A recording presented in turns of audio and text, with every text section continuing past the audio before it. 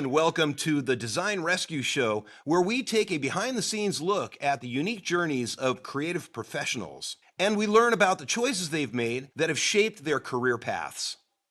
Hello, everyone. Thank you once again for joining us today. I am your host, David Block, and today I'm happy to welcome a master of Adobe Photoshop and the creative force behind the Photoshop training channel, Jesús Ramirez. Thank you and welcome to the show. Thank you so much for having me, David. It's a pleasure being here. You're welcome, and I'm so glad you're here. And basically, this show is kind of a tour of your history, your career journey. And what I like to do is take a step backwards, all the way back to your education. And so, my very first question has to do with your education. I understand you went for your degree in multimedia at Cal State East Bay. Is that right? That's correct. Cal State East Bay, which was called Cal State Hayward at the time. I was actually the last graduating class that could choose between having the old Hayward name and the new East Bay name. So I decided to stick with East Bay since I figured, 10 years on the line, nobody is going to know what Cal State Hayward is anymore. So, so yes, to answer your question, I got my degree in multimedia from the University of Cal State East Bay in Hayward, California. And what that meant at the time, and who knows how things are running these days, but at that time, I'm talking about 2007, I graduated from college. It was basically take one class of Photoshop, take one class of Dreamweaver. I don't know if people still use Dreamweaver. Take one class of Flash, take one class of whatever, and at the end, you have a BA in multimedia, and that's basically it. Yeah. So that actually sounds a lot like my time at the Art Institute. That's pretty much how it went. Just here, try a little photo, try a little video, try a little this. Yes, absolutely. So was there a specific moment or a project during your college days that kind of helped give you the inspiration or the direction that had you move forward into the graphic design industry? Or did you already know that that's what you wanted to do when you started college? David, that's a really interesting question. I have an answer that I've been giving people for the longest time, which is like, I don't know what I wanted to do. And then I just magically figured it all out. And then just recently, I'm actually recording this from Merida, Mexico, in the Yucatan Peninsula. So what I've been doing for the last several months is I'm just going to travel the world. I have the opportunity. I've been very fortunate that I could, just do my work from anywhere. So I'm traveling through Mexico now. I'm going to be traveling through Europe later. That means that I had to let go of my house in the South Bay in California. I was living in the San Francisco Bay Area. And while going through boxes and putting everything into storage, I came up across a piece of paper that I written for my English class on what I wanted to do. And it's crazy after reading it, how close it is to my life now. And I have no recollection of writing it. I wrote something like, I want to be able to make a living with Photoshop because I was starting to get into it. I want to, make movie posters. I want to work for big companies. Like a lot of the things that I've already done were written on there, and I have no recollection of writing it. So it's a very, very weird thing to read. But had you asked me that prior to that, I would have said no. Like I didn't know I wanted to be a graphic designer until like after college, Oh, that's interesting. All right. So now I'm curious if there were any projects that stand out to you that were pivotal, that really solidified where you were heading. Nothing from school, to be quite honest. As we mentioned earlier, my education was mainly, one class of this, one class of that. And although I enjoyed all my classes and I learned a lot from all my classes, there was no specific project that I can recall that was pivotal. However, there were many personal projects that I was involved in that were very pivotal. For example, I was really into drawing comic books. I love Spider-Man to this day. Big fan of anime, Dragon Ball, all that sort of stuff. So I used to draw it. And then I would take those drawings into Photoshop and then add digital coloring on top of that. Those projects, in my mind, at least now, are the ones that I truly remember looking back at. And when I was picking a major, when I was deciding what I wanted to do with my life, I thought to myself, well, this is what I love to do. So I want to pursue this rather than a project that was assigned to me at school. Yeah, that makes a lot of sense. And so now I'm curious about, obviously, you did go to college. So I'm curious how you feel about a formal education, how it compares to the self-taught education. Well, first of all, I'm a big believer that you need to be educated, whether it's formal or not formally, that's up to the person. But if I needed to give a blanket statement, I would definitely push people to go to college. And that's simply because most people, in my opinion at least, are not motivated enough or are not disciplined enough to take on a challenge of teaching yourself a craft. So if you're following a curriculum, at the very least, you have somebody guiding you. You're making friends and connections along the way, which could help you in future projects and future uh, um, employment opportunities. I can tell you personally that pretty much every single thing I've done is because I knew somebody at, somewhere that got me in at something. So those connections are very valuable. And can you get them outside of school? Absolutely. And if you're motivated enough and disciplined enough to do it without school, then by all means, go ahead and do it. But if I need to give a blanket statement, I would say stay in school, just because statistically speaking, you're more likely to succeed. Right, right. And what's interesting is, on that note, I've done a lot of self teaching myself. Mm-hmm. Learned on my own, and I absolutely agree with you. It's sometimes it's tough actually just to know what you need to know, right? Mm-hmm. And what you don't know, what you don't know. And when you're Absolutely. in a situation, also, when you're in a situation where you're working with other students and you're in a class, moving toward the same goal, Mm-hmm. creating projects together, there's that camaraderie and the Yeah. teamwork that you Yes. kind of miss when you work in a silo learning on your own, right? Well, you in a lot of the projects that I've been involved in, at least professionally, we're working with big teams. Like one of the things that I do now professionally is it's called finishing. What that is just basically creating movie and TV posters. And the way that works is there's an approved design by the client, whatever the design might be. Then they send it to someone like me to quote unquote finish it, finalize it. This is the poster that gets placed on Netflix or outside the movie theater or whatever. And I'm dealing with, at the very least, 3 or 4 people directly and many others indirectly. So learning how to work with other people and communicate is very, very valuable. And you definitely get that in school more than by yourself. Absolutely. Yeah. That's super crucial to be able to work alongside a team like that, for sure. And also, let me add to that, Yeah, not go only for it. working with a team, but as artists, oftentimes we have a pretty big ego and we think we know better. And it may be 100% true. It may be 100% true, but the other person's the one signing the checks. Right. So you need to learn how to deal with those people in the context of school. The other person that, in this case, for example, you're the one handing out the grades. So I got to learn how to please you, my quote unquote client, in a classroom setting. So then I could go ahead and do that professionally. And it's just repetition. And I think getting your first repetitions in school is very valuable. And again, I don't want to say that I learned everything I did in school. To be quite honest, had I only learn what I learned in school, I wouldn't be here talking to you today. I had to do a lot of self-learning later, Yeah. but I had a strong foundation developed through school. Right. Absolutely.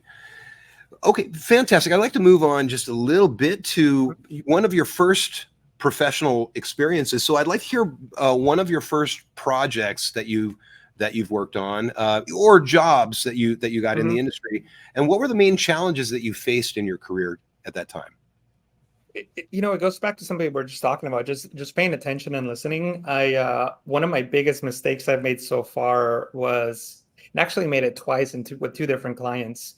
Again, not paying enough attention, I think ultimately was the goal. The issue was basically the same. The first one was I was working on designing these postcards, if you will, like little cards for an apparel company. And I was compositing in multiple photos together to make it seem like the person was driving in a car with the shirt that they were advertising. And I wasn't paying attention, and I had horrible masking next to the person's head. It was an obvious seam, like completely obvious. Somehow I missed it. And I sent these files over to print, and now I had about 10,000 unusable cards. That was one. Another one was the spelling issue. There was my spelling issue. This is another thing. As designers, oftentimes we had copy from copywriters and things like that. and I designed this beautiful thing. And I instead of copying and paste it, I decided to type it on, on my own. And I just switched two characters around. And if you're reading it fast, you're not going to catch a simple mistake like that. And again, that one cost about $7,000, and $7,000 of stuff we printed that we couldn't use.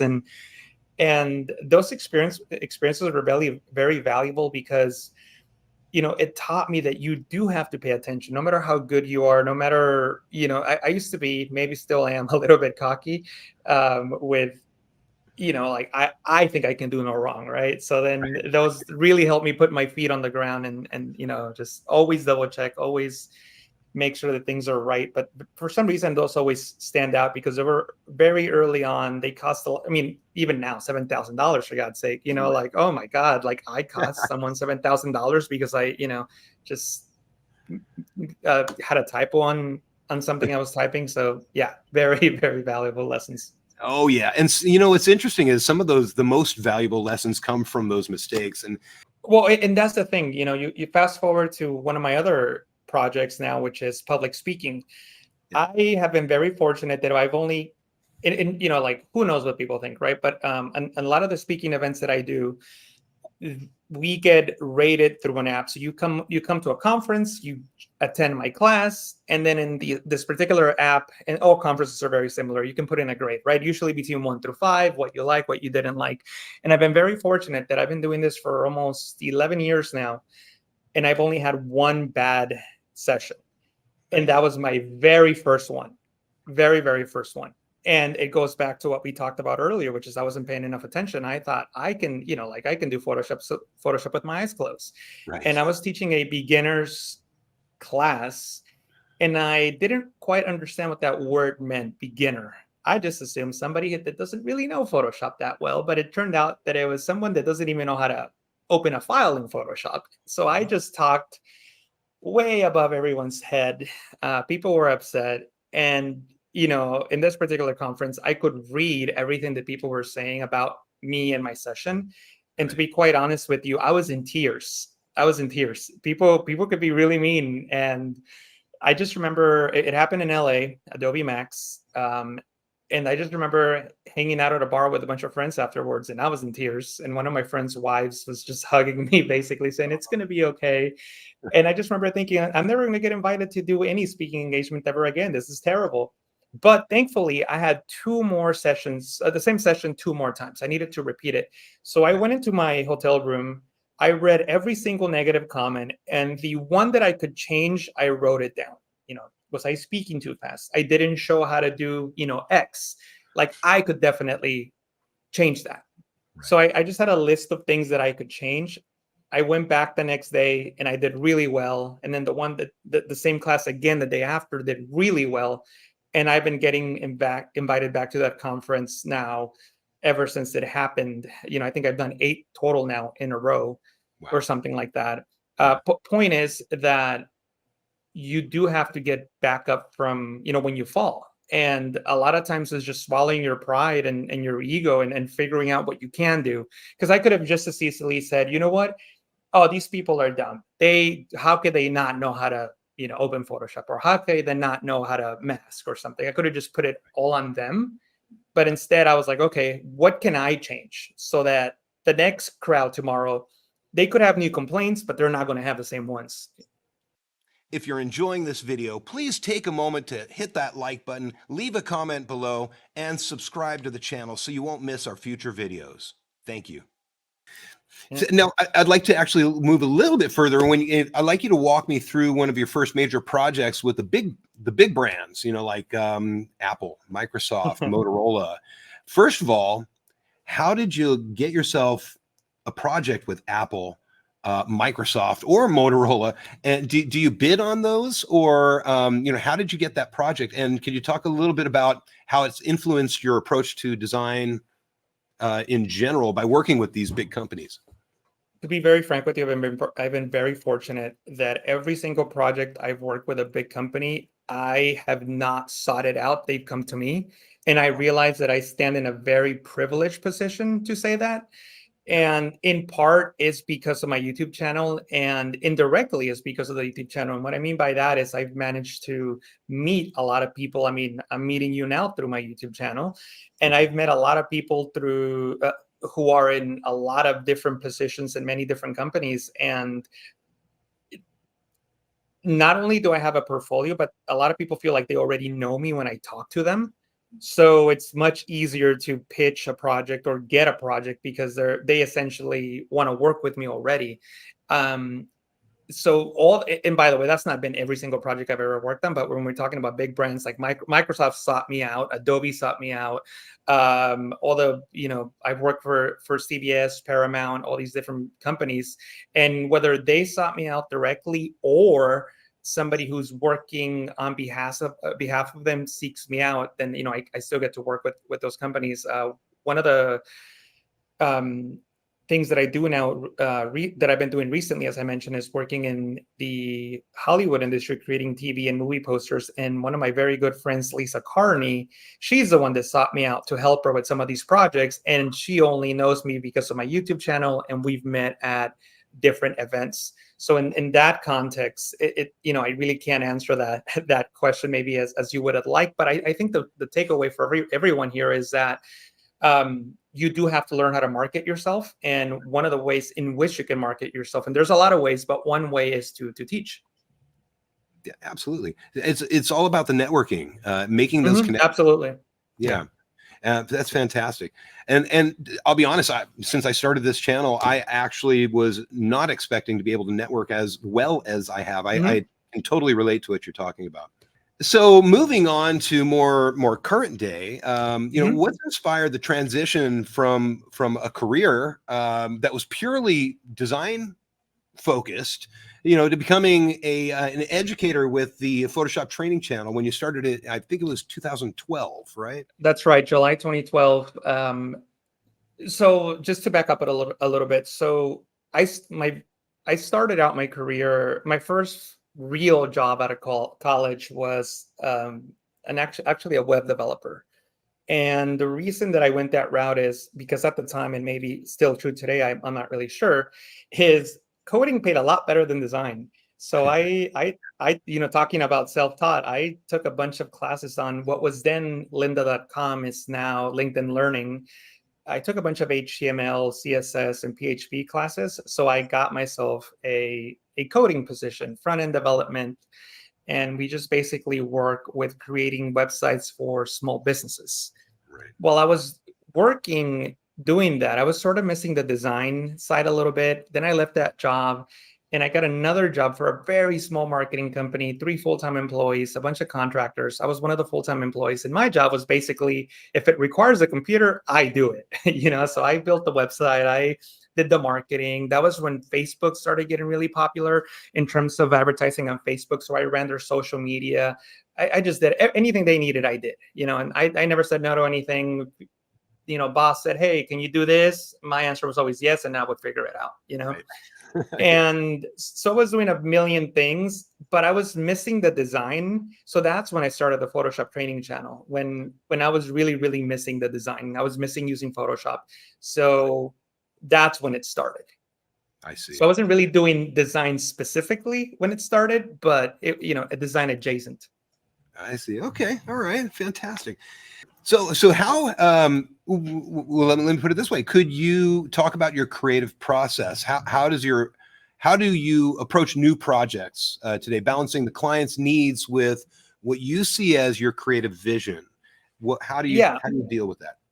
Well, I'll talk very specific with the projects that I'm working on now, because they're literally just happening as we speak. So working with these movie posters, there is less creativity that you might imagine. As I mentioned, my specific job is the finisher, the person who takes a concept or an idea, essentially a sketch, and makes it come to life. In that context, I don't have a lot of creativity. For example, if I'm working on a project where I have 3 talent standing in the movie poster, I can't say, oh, you know what, let's add a 4th one, or you know what, let's only keep 2. That's not the power I have on those specific projects.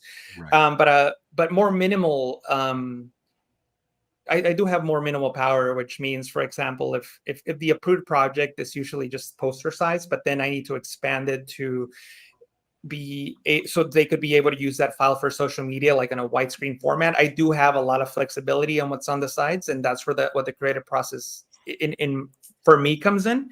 Right. But to answer your specific question, there's a lot. Like, for example, I was just working on a project a couple of days ago, and it was a new client that I hadn't worked with, and it's a new TV show that'll be out in the summer, and I was unsure how far to push the retouching because, personally, I don't like to really do a lot of retouching on people's faces. It's just not my style. Some clients want, they basically want no wrinkles and, everything perfect. And it is what it is. They're the ones signing the check. So that's what I do.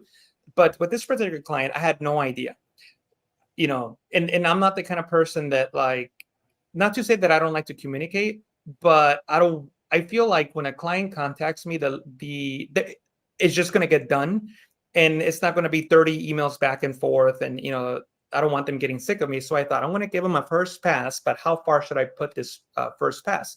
So one of the things that I did was I looked at the client's previous approved project. So what TV shows are out now, what have they reviewed, and looked at that style and looked at the level of retouching that those posters have, and I try to match that. So I try to look at what the client's previously approved projects were, and then I use my skills to match it. And I know it doesn't sound as maybe creative or sexy, but I'm in the belief that I'm a hired gun, and I'm just going to get the client what they want. And if it's not my style, it's totally okay. There's some clients that will hire me for my style, but this particular one isn't. And I know that. So I need to match what they've already done in the past, if that makes any sense. Absolutely. Yeah, for sure. For sure. And I'm curious if how or if you incorporate any new technology into your creative workflow. So, of course, Adobe Firefly, I've tried it a couple of times. I haven't really added it into anything that I've done professionally, but I use ChatGPT quite a bit. And I'm curious if you do as well.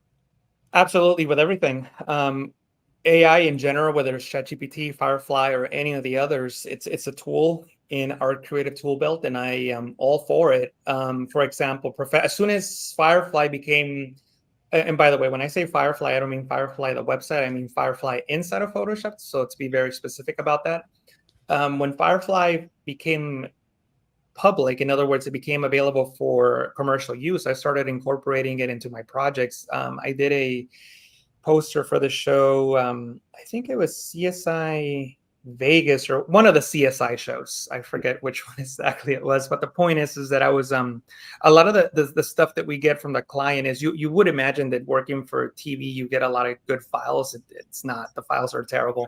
So a lot of times I have to piece together. If I'm working on like on a poster and I need this particular poster, it was the office that's shown on the TV show in the background, but then I have the office from different angles, but I can't tile the different photos they give me to match the office. So what I have to do is I have to cut all these pieces, distort them, try to make them match, but then I'll have holes. And those particular holes I filled in with generative AI, and it did a really good job. I've also I don't use generative AI to generate an entire image. I usually use it to fill holes or things that are just so difficult to do by hand. Like another example would be if I'm doing a face swap, for example, and maybe the ear's not quite matching the jaw or something like that. I'll just do a selection around that area and let AI fill it in for me, and it usually does a good job. That's great. I've actually integrated AI into my classes lightly, very, very lightly. Because in the very beginning, I just said, everybody just go crazy. And this is just last year. I was having them just use it for whatever they wanted. And they were turning in AI for their projects. And I'm like, okay, so we need to look at this a little bit differently. So now, especially in Illustrator, where they can create little vectors, they create whatever they want and put it off to the side in their mood board, and then I have them sketch it based on that as an example, for inspiration. Like, this is more of a recommendation for people who are thinking into getting into the type of work that I do or similar. There's nothing wrong with the type of work that I do if I use AI to say retouch a face and turn that in. absolutely nothing wrong. You'll get paid just the same. The problem comes in when the client says, you know what, you pushed it too far. Can you dial it back a little bit? Or can you move this over here or that, put it here? AI won't do that for you. So you need to still know how to do things by hand. If you can get away with, hitting generate and it gives you something perfect and the client approves it, fantastic. You just made some money without spending too much time. But if the client comes back and says, I need this very specific thing, you better know how to do it by hand. So right.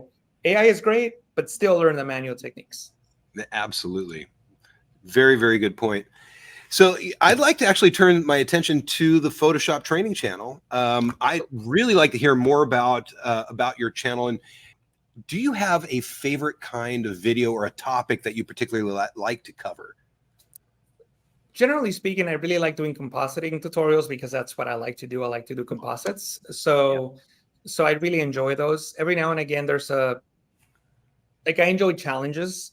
So there's certain tutorials that I like to make because it solves a very unusual challenge. I don't get to do that much, but I've done a few that I really enjoy. And unfortunately, those get really low views because people are not into those really random things that Photoshop has. But I enjoy them anyway. Okay, excellent, excellent.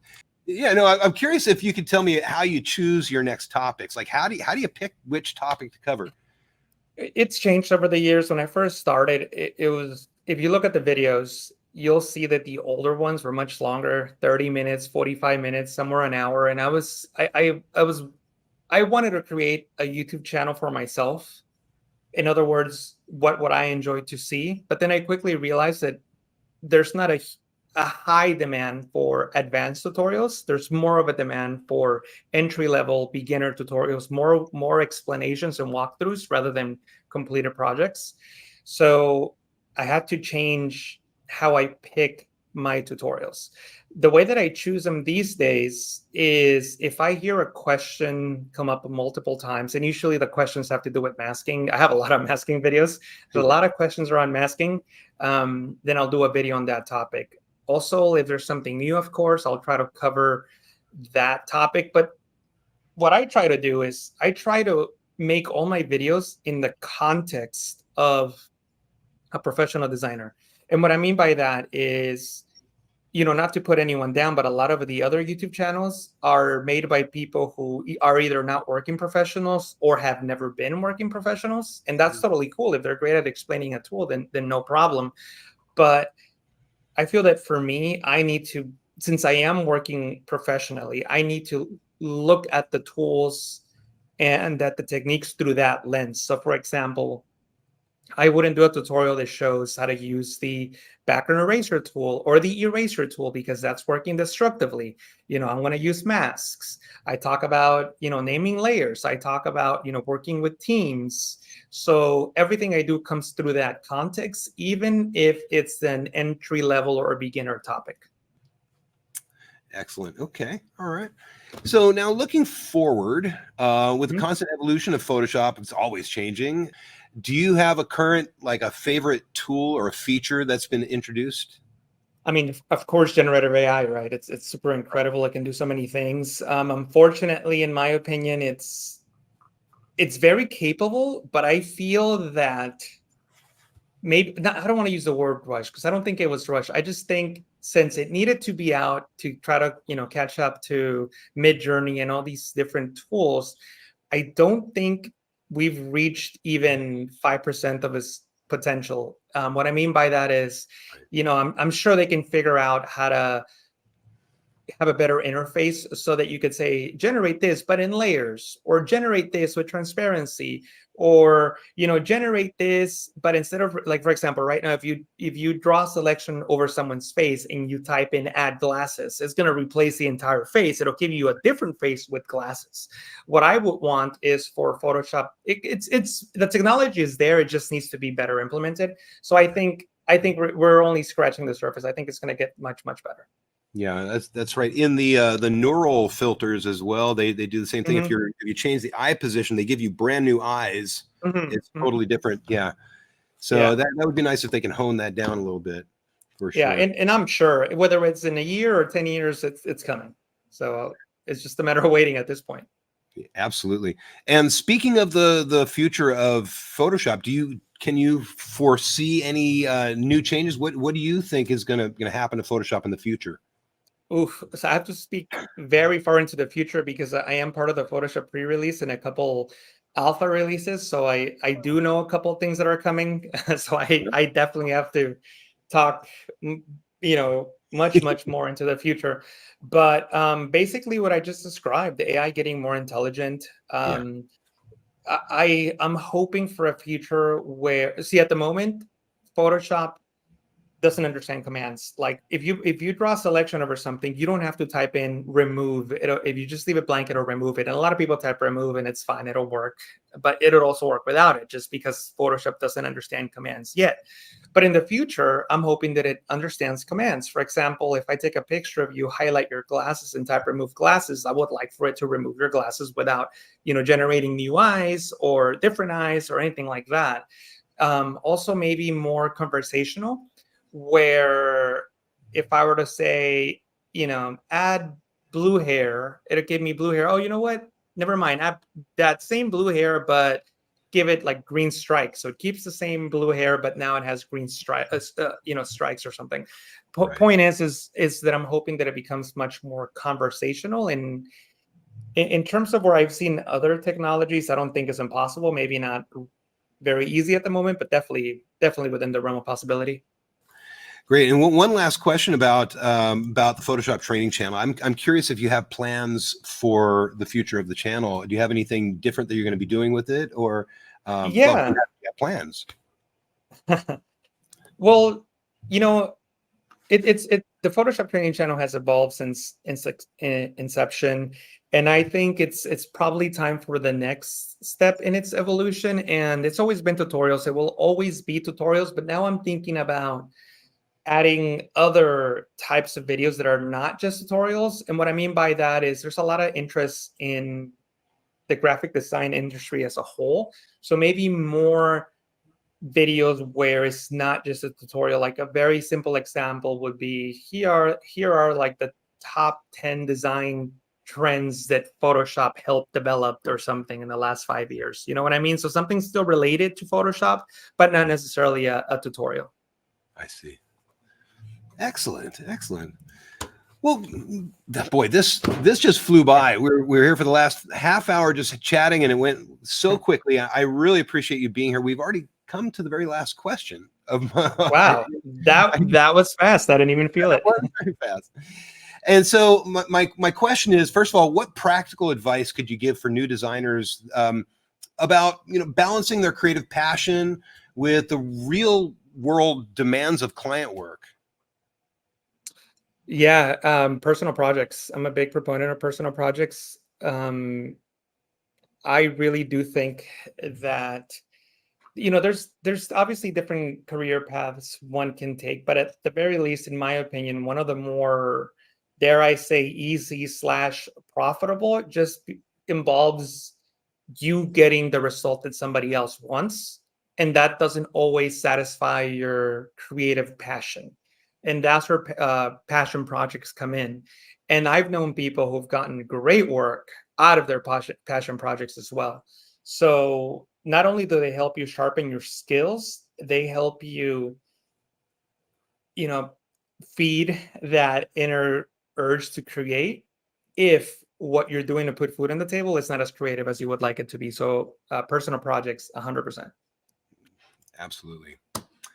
Well, boy, like I said, this went very fast, and thank you so much for being here, Jesus. I really appreciate it, and it's been fantastic meeting you and getting to hear your story. And thank you. Likewise, David. Thank you so much for having me.